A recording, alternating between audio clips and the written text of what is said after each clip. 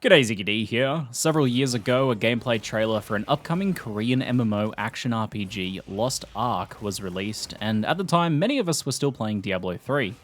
I remember hearing plenty of comments about it being a potential Diablo killer, and hype levels were pretty off the charts at the time.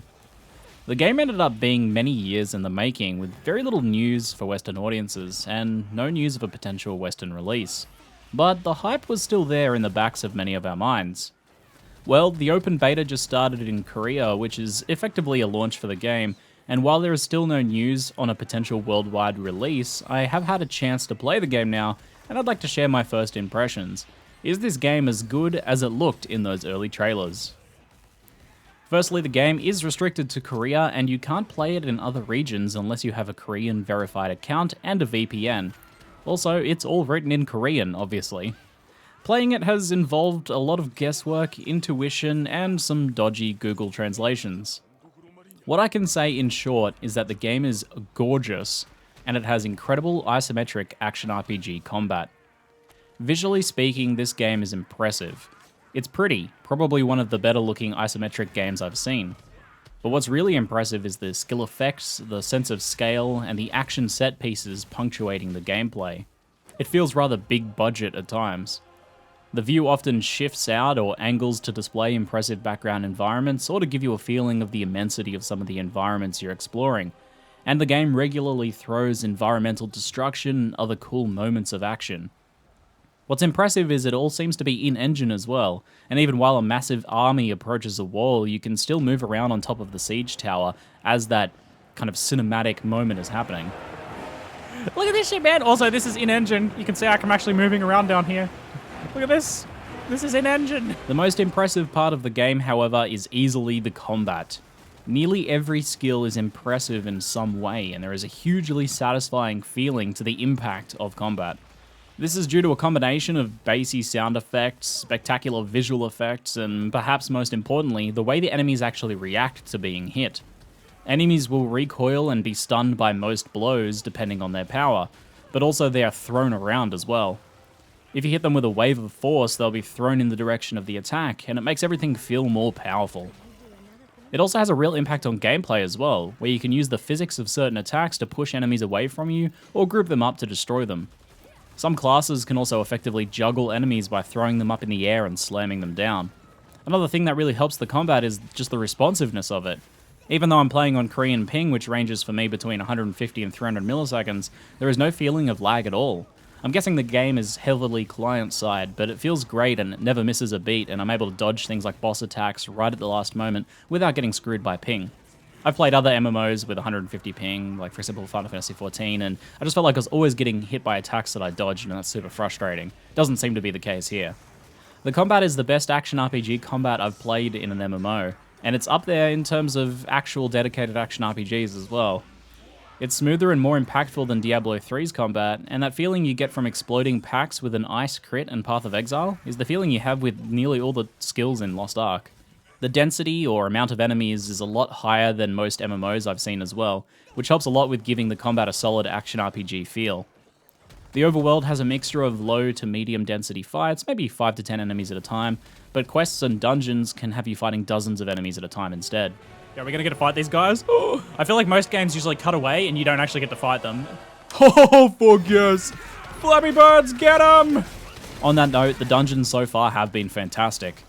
I've been doing them on hard mode for the bonus loot, and the enemies are dangerous, but still get blown up by your skills in the same satisfying way.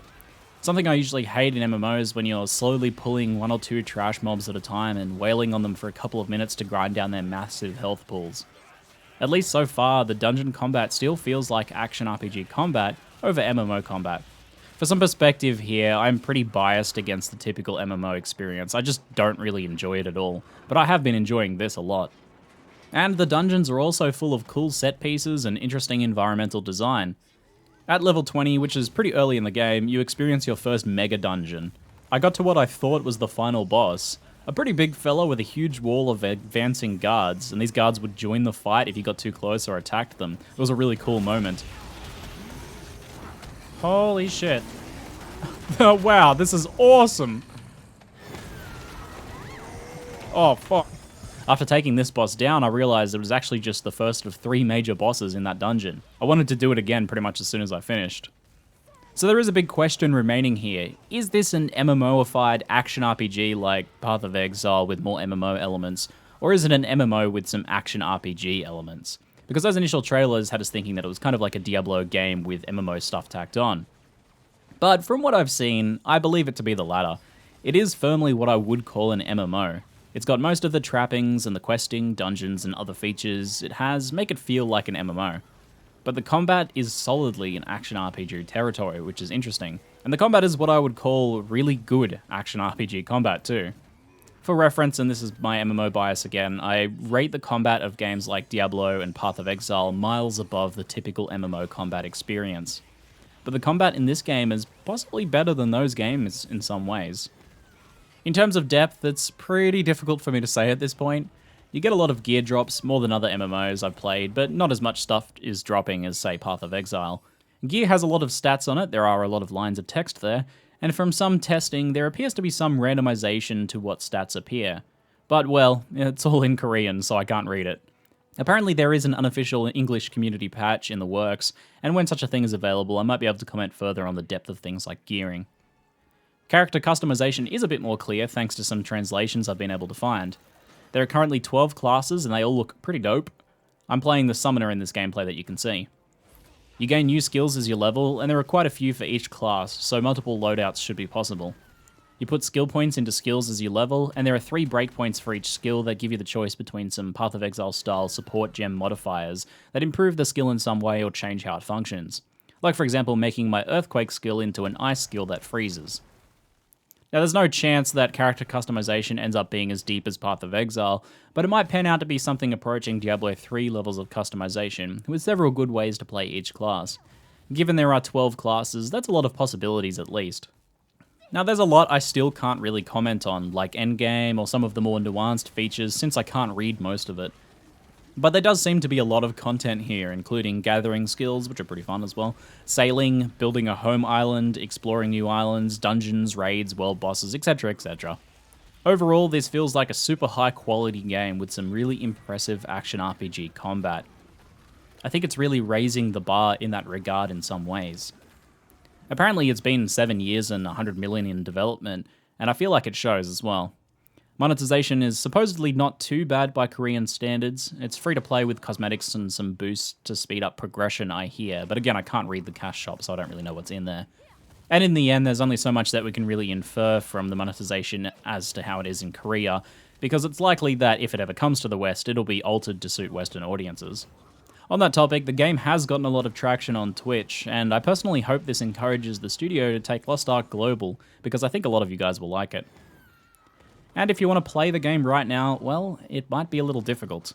The servers are all exceptionally full right now. There's been queues of 5,000 plus people for each of the servers, and getting a Korean verified account is proving to be very difficult at the moment. Unless you actually know someone in Korea who can set up an account for you, you might be out of luck for the moment. Let me know what you think in the comments below. Are you guys keen for a worldwide release? That's it for now. I'm ZiggyD, and thanks for watching.